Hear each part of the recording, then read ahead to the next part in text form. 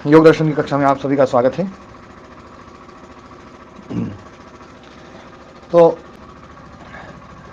अपना जो विषय चल रहा था कि आत्म तत्व एक रस रहने वाला है और जो भी बदलाव होने वाला है वो सबका सब इस दृश्य में बदलाव होने वाला है। ये दृश्य परिणामी है, ये दृश्य ही मतलब जो ना हटने वाला है और हटने होने के कारण से इसमें हम जुड़ाव मानते हैं कि ये जुड़ने वाला भी यही है, पर वास्तव में इसका जो जुड़ाव है वो अनादि है। तो अनादि जुड़ाव है, समझाने के लिए कहते हैं कि जुड़ता है, पर वास्तव में ये कभी जुड़ता नहीं है, ये तो अनादि है। और जो अनादि है तो उसका कोई कारण नहीं है, लेकिन फिर भी एक कारण उसका बताया गया है। वो इसलिए बताया गया है कि उसके हटने पर ये जो जुड़ाव है ये जुड़ाव हट जाता है। उस एक चीज के हटने पर वो जुड़ाव जो है हट जाता है, इसलिए उसको मूल हेतु बना दिया है। उसको वो मूल हेतु वो जो चीज है ना उसको बोला है अविद्या। तो कल हमारे नरेश जी ने फोन करके कहा था, बोले महाराज जी, जैसे अरुण जी एक प्रश्न पूछ रहे थे, बोले सब आत्मा जो है वो सब चित्त जो है आत्मा के साथ में जुड़े हुए हैं, तो ये जुड़े हुए हैं कैसे जुड़े हुए हैं, फिर अलग क्यों हो जाते हैं। उन्होंने बड़ा अच्छा उदाहरण दिया कि जैसे पानी में मछलियां हैं, सागर भरा हुआ है और मछलियां हैं। सागर यदि सीमित है तो मछलियां सीमित होंगी, संख्या होगी, चाहे वो बहुत सारी हो और संख्या होंगी। और सागर चूंकि अनंत है तो मछलियां भी अनंत है। नमस्ते जी। और उसमें से मछलियां जो है ना वो निकलती जा रही हैं, मछलियां मुक्त होती जा रही हैं। बस मछलियां ही मुक्त हो सकती हैं, है ना। जो है सागर जो जल है वो तो एक रस है, जल के ऊपर उसका कोई प्रभाव नहीं है। एक उदाहरण के द्वारा उन्होंने, ये उदाहरण भी अच्छा उदाहरण है।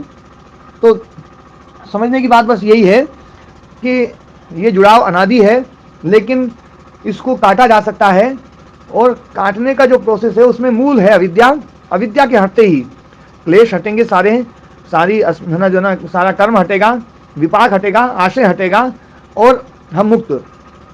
तो मुक्ति जो है वो वास्तव में चित्त की है, आत्मा की मुक्ति नहीं है। मुक्ति तो केवल चित्त की है। भोग और अपवर्ग चित्त में ही है, बुद्धि में ही है। इसलिए बार बार ये कहा है, बुद्धौ एव वर्तमानो, बुद्धि में ही वर्तमान है। और पुरुष में उसका व्यवहार होता है, केवल पुरुष में वर्तमान नहीं है ये। एक तो पुरुष में वर्तमान हो और एक किसी और चीज में हो, लेकिन उसका व्यवहार इसमें हो रहा हो। एक तो राजा स्वयं लड़े और स्वयं लड़ करके और जीत जाए, और उसके सैनिक लड़े और व्यवहार राजा में हो जाए। दोनों में अंतर है। एक जगह पर राजा में क्रिया नहीं है, एक जगह पर राजा में क्रिया है ना, जो है। और दूसरी जगह पर राजा में क्रिया नहीं है, केवल उसमें तादात्म्य भाव है। वो तादात्म्य भाव खत्म होते ही वो जय पराजय राजा की नहीं मानी जाएगी फिर, क्योंकि तादात्म्य भाव समाप्त हो गया। जब तक तादात्म्य भाव है तो उसकी हर चीज उसमें मानी जाएगी। बस यही बात है, इसमें समझने की है। अब आगे जो है, दृश्यानाम गुणानाम स्वरूप भेदावधारणार्थम इदम आरभ्यते। दृश्य जो गुण है, क्योंकि पहले जो दृश्य बताया है वास्तव में वो गुणों को बताया है। दृश्य जगत कौन सा है? जो प्रकाश क्रिया स्थितिशील है, त्रिगुणात्मक है। वो भूतात्मक और इंद्रियात्मक ही भले कह दिया गया है, लेकिन वास्तव में वो त्रिगुणात्मक है। अब वो जो त्रिगुण है, उन गुणों का स्वरूप भेदावधारण कि क्या स्वरूप है, ऊपर भी बताया था ना मैंने, भूतेन्द्रियात्मक जो है ये स्वरूप है। तो स्वरूप भेद यहाँ पर बताया जा रहा है। स्वरूप भेदावधारणार्थम, स्वरूप भेद के अवधारण के लिए, अवधारण बोलते हैं निश्चय को, अवधारणार्थ निश्चयार्थ इदम आरभ्यते, ये सूत्र आरंभ किया जा रहा है। स्वरूप भेद, स्वरूप भेद मतलब कार्य स्वरूप भेद, ये इसके विकार हैं। विकार स्वरूप भेद जो है ना, वो स्वरूप भेद के लिए ये सूत्र बनाया गया है। तो सूत्र है विशेषा विशेष लिंग मात्रा लिंगानी गुण परवाणी। विशेष, विशेष बोलते हैं विकार को, विशेष अर्थात विकार, विशेषाः विकाराः, भेदकाः। विशेषाः यूं कह सकते हैं भेदक, पर विशेष यहाँ पर जो है ना विकार रूप में प्रयोग किया गया है, क्योंकि भेद तो सभी में है। विशेष में भी भेद है, अविशेष में भी है, लिंग मात्र में भी भेद है। तो ये तो सभी है ना भिन्न भिन्न है। इसलिए यहां पर विशेष शब्द का अर्थ होगा विकार, अंतिम विकार।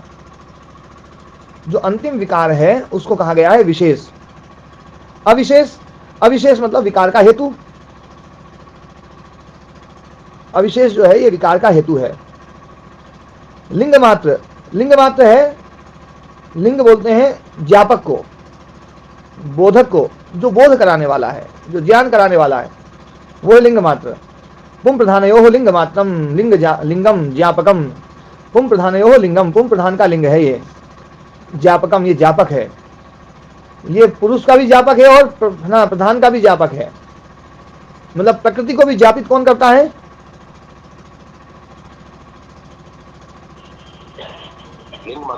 चित्त ही जो है ना प्रकृति को ज्ञापित करता है, और चित्त ही पुरुष को ज्ञापित करता है। ध्यान देना, पुरुष स्वयं पुरुष को ज्ञापित नहीं करता है।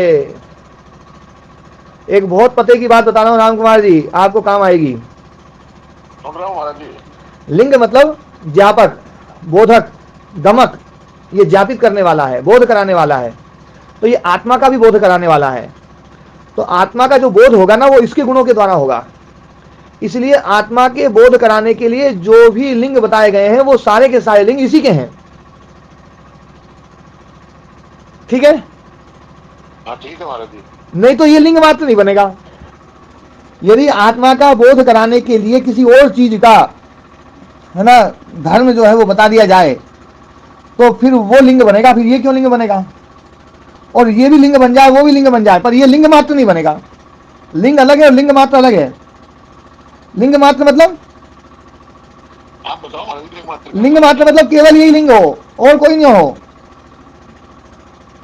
केवल यही हो। हाँ, जैसे कोई व्यक्ति दूध लेता है और कोई व्यक्ति केवल दूध लेता है, दोनों में अंतर है कि नहीं है? अंतर है महाराज जी। हाँ, तो केवल दूध का मतलब है दुग्ध मात्र, दुग्ध मात्र। तो वास्तव में लिंग मात्र यही है, ये ही केवल लिंग है, ये ही लिंग है और कोई लिंग नहीं है। तो इसके द्वारा ही है ना प्रधान का बोध होता है और इसके द्वारा ही पुरुष का बोध होता है। तो पुरुष का बोध कराने के लिए जो धर्म बतलाए गए हैं, कौन कौन से बतलाए हैं?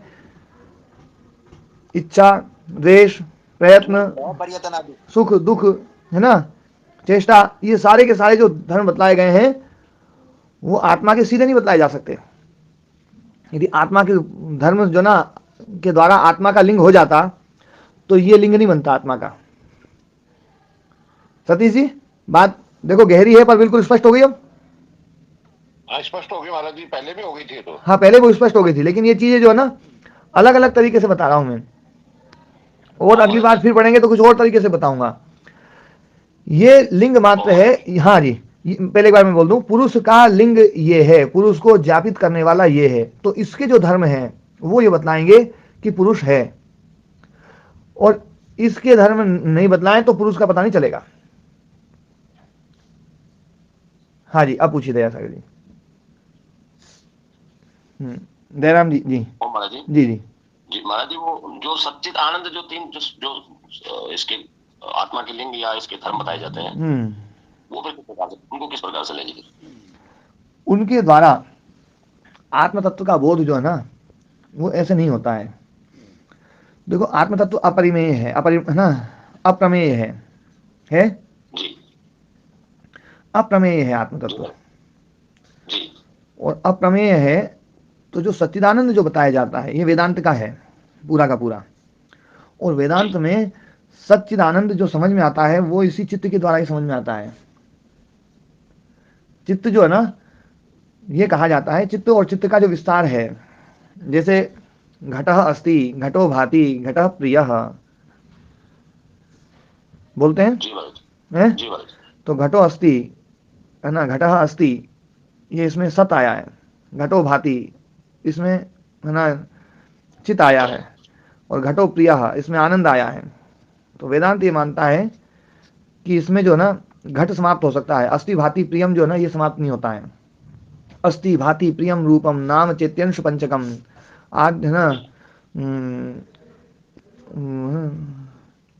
आद्य त्रयम ब्रह्म रूपम है ना, और द्वयो रूपम जगत रूपम तत्वद्वयम, ये है जगत रूपम तत्वद्वयम।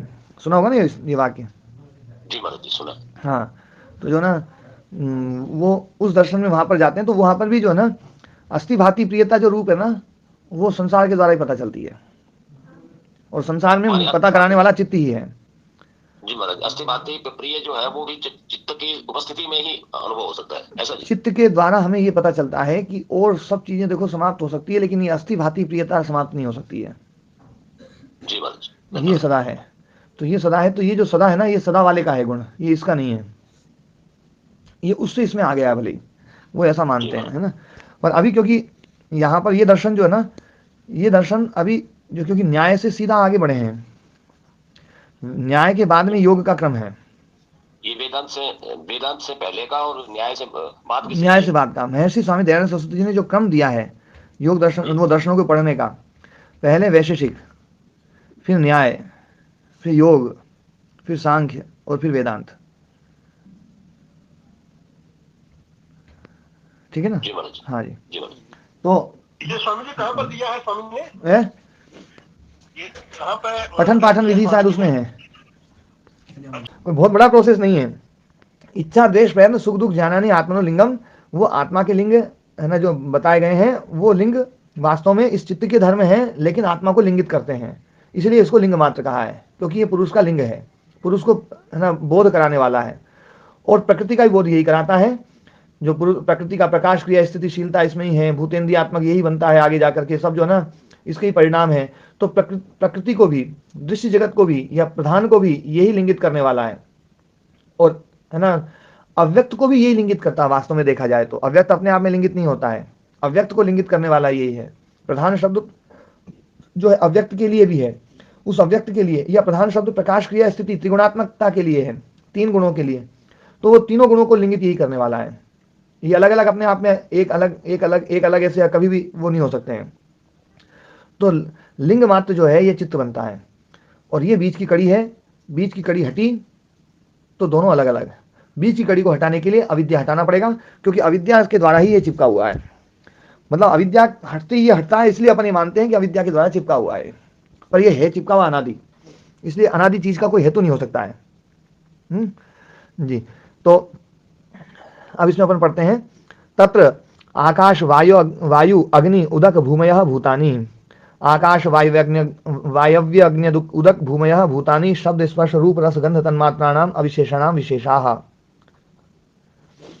तो आकाश वायु अग्नि उदक भूमयः, ये पंच महाभूत, भूतानि ये भूत हैं, शब्द स्पर्श रूप रस गंध तन्मात्राणाम अविशेषणाम विशेषाः, उन अविशेषों के, उन हेतुओं के ये विशेषाः, विशेषा मतलब विकाराः, उन हेतुओं के विकार हैं ये।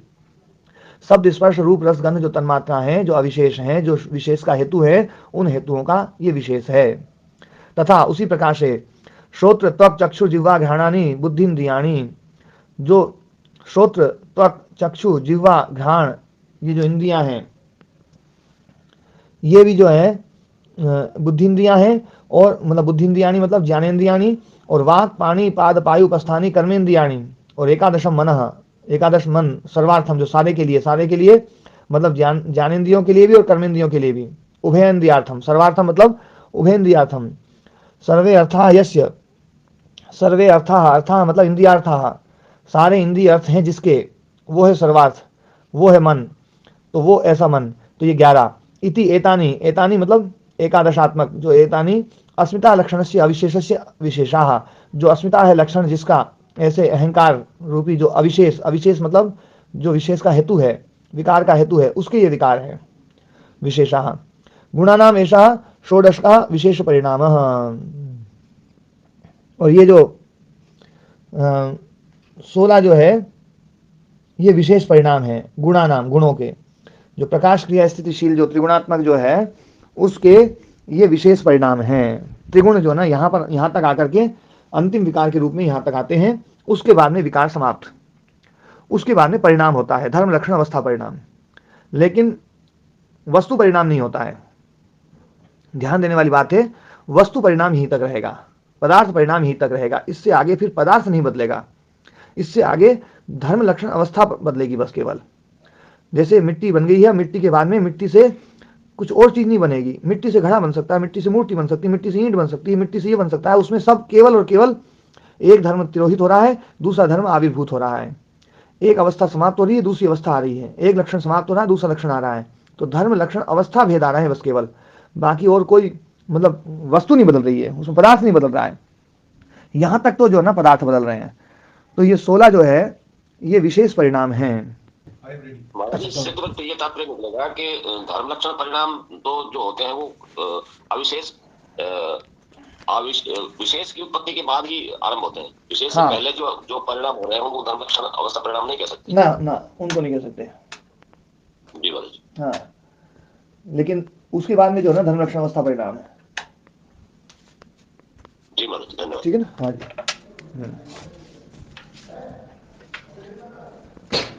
हाँ, और कोई किसी का प्रश्न इसमें हो 1 मिनट में पूछ सकते हैं। फिर षड अविशेषा 6 अविशेष बताए है ना। तो तथा शब्द तन्मात्रम, स्पर्श तन्मात्रम, रूप तन्मात्रम, रस तन्मात्रम, गंध तन्मात्रम च इति 1 2 3 4 5 लक्षणाः शब्दादयः पंचाविशेषाः। ये है ना जो है शब्द तन्मात्र, स्पर्श तन्मात्र, रूप तन्मात्र, रस तन्मात्र और गंध तन्मात्र। ये जो है एक लक्षण वाला है वो शब्द तन्मात्र,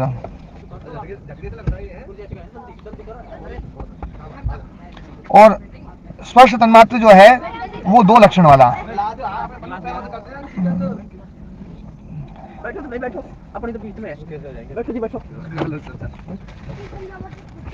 तो एक लक्षण वाला है शब्द, 2 लक्षण वाला है स्पर्श, 3 लक्षण वाला है रूप, 4 लक्षण वाला है रस और 5 लक्षण वाला है गंध। ये शब्द, स्पर्श, रूप, रस, गंध। तो ये दर्शन एक मान्यता मानता है। ओ मुझे धीरे धीरे धीरे यार, धीरे धीरे शांति पूर्वक शांति। तो ये दर्शन थोड़ा सा सांख्य से इस मामले में थोड़ा सा भिन्न है। सांख्य ये मानता है कि अहंकार से पंच तन्मात्राएं सीधी पैदा होती है, और योग दर्शनकार भी उस पक्ष को भी स्वीकार करते हैं व्यास जी, और व्यास मुनि जी इस पक्ष को भी स्वीकार करते हैं कि ये अहंकार से शब्द, शब्द से स्पर्श, स्पर्श से रूप, रूप से रस, रस से गंध। तो शब्द से स्पर्श बना तो शब्द के गुण स्पर्श में आएंगे, और स्पर्श से रूप बना तो रूप में शब्द और स्पर्श दोनों के गुण आएंगे, रूप का तीसरा अपना गुण भी रहेगा। रस में शब्द, स्पर्श, रूप तीनों के गुण रहेंगे, रस का स्वयं का गुण भी रहेगा, चारों गुण रहेंगे। और गंध में रस भी रहेगा, गंध में रूप भी रहेगा, गंध में स्पर्श भी रहेगा, गंध में शब्द भी रहेगा, ये 5 गुण रहेंगे। तो ये जो है ये मान्यता, ये योग दर्शन की मान्यता है। इसके बारे में कल कुछ विस्तार से भी चर्चा करूंगा मैं। और ना जो है तो ये 5 लक्षण है ऐसा गंध, 4 लक्षण है ऐसा रस, 3 लक्षण है ऐसा रूप, 2 लक्षण है जिसका ऐसा ना स्पर्श, और 1 लक्षण है जिसका ऐसा शब्द। ये 5 जो है ये अविशेषाः, ये अविशेष हैं। ये अविशेषा मतलब विशेष है। हाँ जी महाराज जी, यही मान्यता प्रत्यक्ष से भी मेल खा रही है। ये मान्यता गुण है महाराज जी, प्रत्यक्ष से भी यही मान्यता मेल खाती है। हाँ हाँ, कि आकाश में 1 गुण है, इस तरह वायु में 2 गुण है, इस तरह। जी जी नहीं, ये जो ना इसी मान्यता को वेदांत ने भी कुछ कुछ स्वीकार किया है ना, क्योंकि उपनिषदों में जो है ना यही चीज चलती है। एतस्माद् आत्मनः आकाशः सम्भूतः, आकाशाद् वायुः, वायोरग्निः, अग्निरापः, अद्भ्यः पृथ्वी, पृथिव्या औषधयः, औषधिभ्यो अन्नम्, अन्नात् रेतः, रेतसः पुरुषः। ऐतरेय उपनिषद में है ना। इसी प्रकार से शब्द से सारी उत्पत्ति मानते हैं। छंदोभ्याम् एवेतद् विश्वम् व्यवर्तत, है ना। जो भैया गेट तो खोलो, ओम जी विधायक जी गेट खोल दो। हाँ जी, तो मतलब शब्द को मूल मानते हैं ना जो है कुछ शास्त्री, शब्द शास्त्री लोग। तो बाकी उपनिषद भी जो है प्रक्रिया यही अपनाती है, आकाश से ही मतलब जो है ना वो उत्पत्ति मानते हुए, आकाश से वायु, वायु से अग्नि, अग्नि से जो ना जल और जल से पृथ्वी जो है ये मानते हैं। तो ये हाँ, पर इसके बारे में कल अपन चर्चा करेंगे। षष्ठश्च अविशेषो अस्मिता मात्रा इति, और जो अस्मिता मात्र है अहंकार लक्षण है जिसका, अस्मिता लक्षण है जिसका, तो वो जो है तो जो है षष्ठस्य अविशेषो अस्मिता मात्रा इति एते सत्ता मात्रस्य आत्मनो महता षट् अविशेष परिणामाः। ये जो सत्ता मात्र सत्ता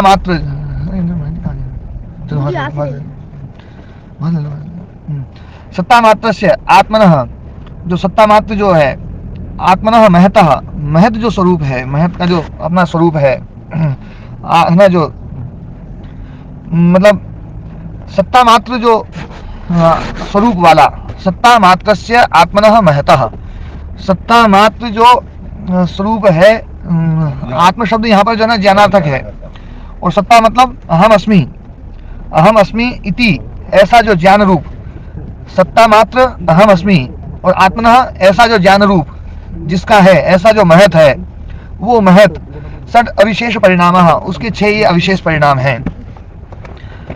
अहम अस्मि, मैं हूं, ऐसा ज्ञानात्मक रूप है किसका? चित्त का। चित्त में अहम अस्मि और अस्ति, ये उससे ऊपर वाला ना जो स्वरूप है। अहम अस्मि समाप्त हो सकता है पर अस्ति समाप्त नहीं हो सकता है।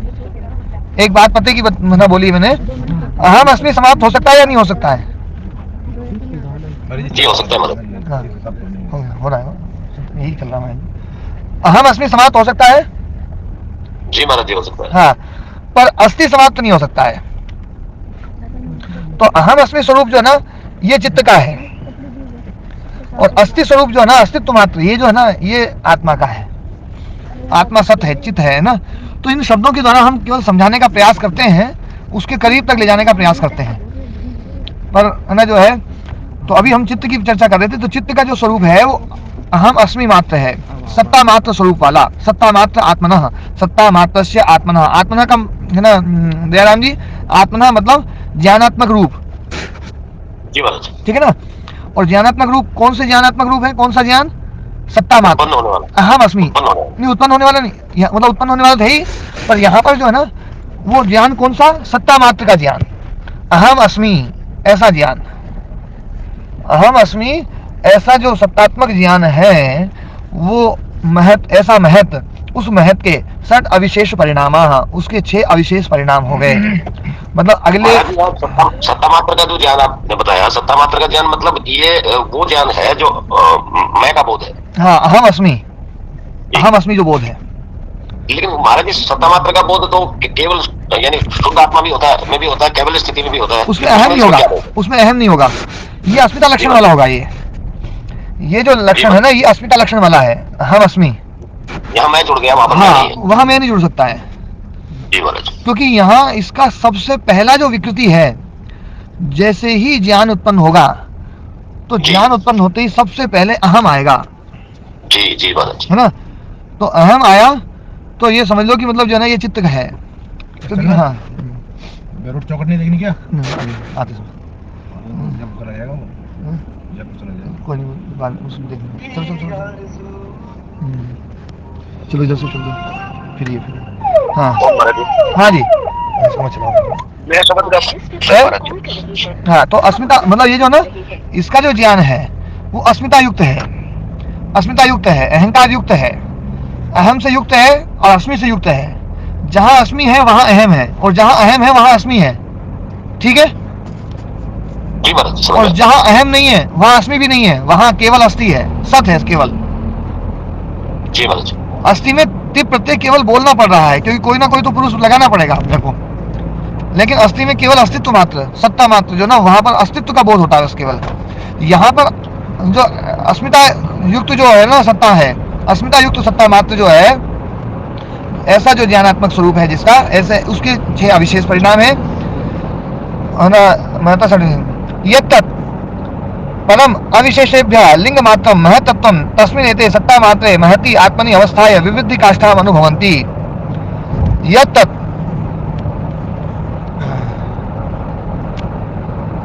यत्तत् परम अविशेषेभ्यः लिंग मात्रं महत्तत्वं तस्मिन् एते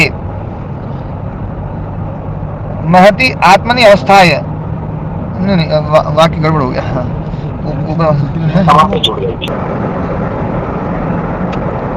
यहाँ पर जो है सत्ता मात्र में एक बात ध्यान देने वाली बात है, पहले सत्ता मात्र की बात है ना, अहम अस्मि जो है ना, तो अहम अस्मि का जो बोध है, तो अहम अस्मि का बोध कैसा है, अहम एवं अस्मि, अहम एवं अस्मि, अहम एवं अस्मि, ये जो बोध हो रहा है कि मैं इस प्रकार का हूँ, मैं इस प्रकार का हूँ, मैं इस प्रकार का हूँ, मैं इस प्रकार का हूँ, ये जो बोध है, ये बोध जो है ये चित्त का है।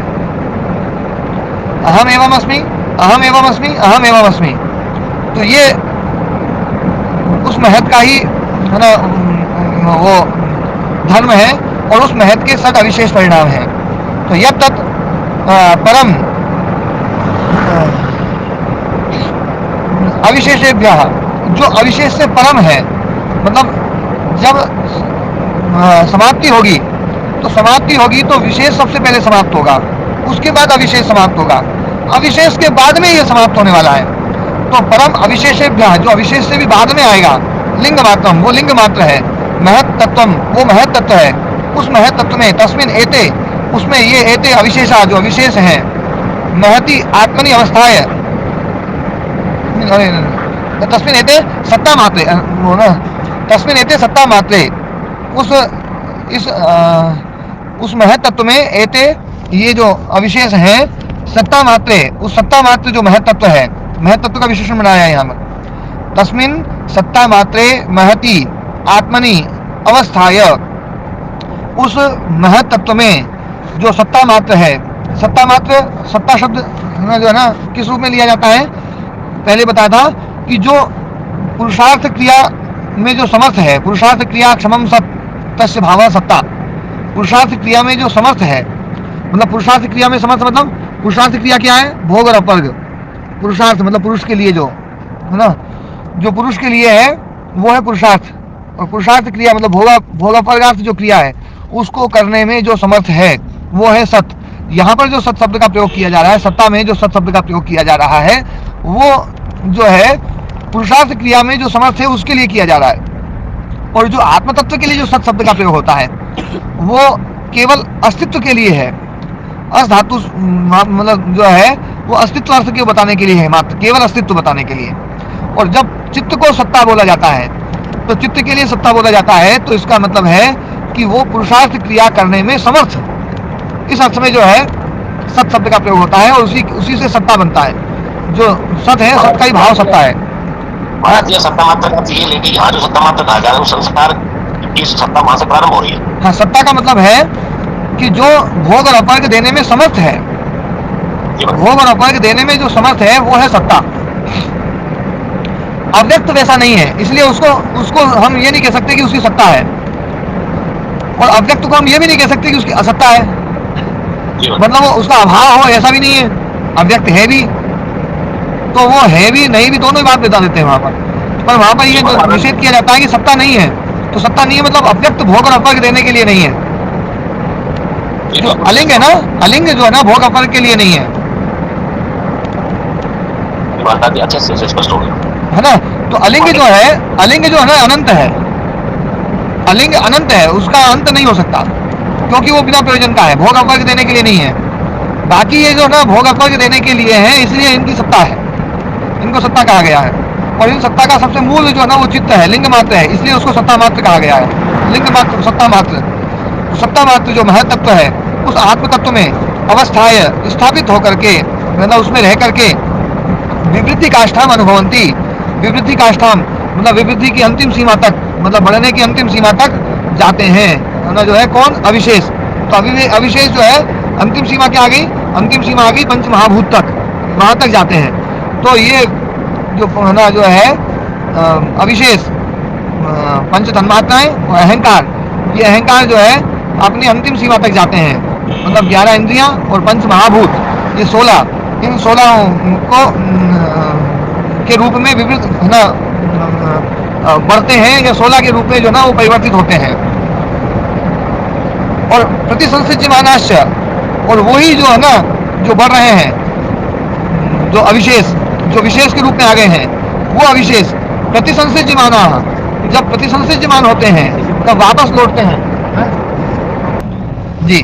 तो ये मतलब बढ़ने वाली प्रोसेस बताई, कि बढ़ने वाले जो बढ़ते हैं वो भी इसी में रह करके बढ़ते हैं, इस चित्त में रह करके ही बढ़ते हैं, मतलब इस चित्त में रह करके ही ये ना बढ़ने का काम करते हैं। और जब ये लीन होते हैं मुक्ति अवस्था में, जब ये वापस लौटते हैं तो प्रतिसंसिज्यमान होकर के, प्रलीयमान होकर के ना, इसमें प्रतिसंसिज्यमाना में आ की मात्रा लगा लेना, प्रतिसंसिज्यमाना से तस्मिन एव ओम ओम आवाज कट गई।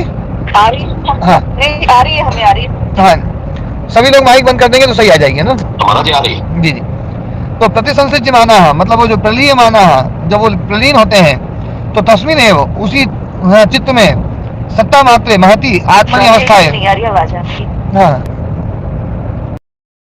तो मैं चर्चा कर रहा था कि ये जो अविशेष हैं चित्त में रह करके ही विवृद्धि काष्ठा अनुभवंती ना, जो है ना ये बढ़ते हैं, अंतिम सीमा तक बढ़ते हैं। कितना ही बढ़ सकते हैं इनकी कोई मतलब वो नहीं, बहुत मतलब इतना विस्तार हो सकता है, प्रपंच है ये।